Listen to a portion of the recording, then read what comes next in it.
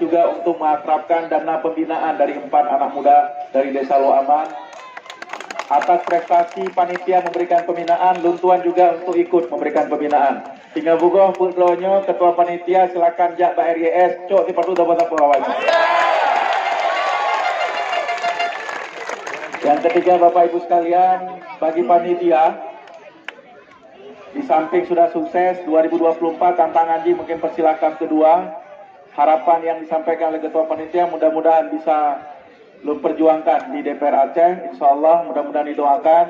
Dan yang pastinya kata untuk politik, lembuno Pak Panitia menyampaikan, sempat kehadiran Luntuan dianggap bagian yang memang tersakiti di teman-teman dari Mekeh Gero dan juga kecamatan yang di Mekeh maupun juga di Kabupaten Aceh Selatan.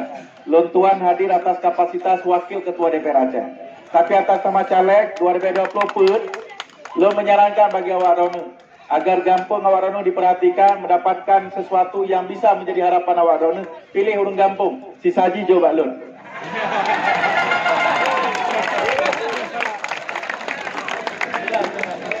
Yang pikir itu yang beliau sampaikan. Mudah-mudahan selamat sekali lagi kepada tim dari Desa Blangkuala.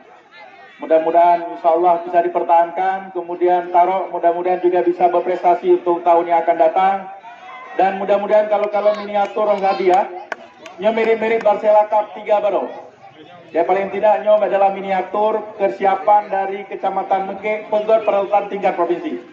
Jadi kalau insya Allah tahun 2024 Barcelona Cup keempat, lun pertimbangkan untuk buat ke Kecamatan Mekeh. Tapi kalau Abu Eri atau Zanzami yang terpilihnya, nak pun khawatirnya kapasi di Aceh Selatan. Lebihnya yang perlu sampaikan atas izin Allah SWT dengan mengucapkan Alhamdulillahirabbil alamin. Open Turnamen Persila Cup 1 tahun 2023 saya nyatakan ditutup. Kepada Allah saya mohon ampun, kepada kita semua lun lakemah. Billahi taufik wal hidayah. Wassalamualaikum warahmatullahi wabarakatuh.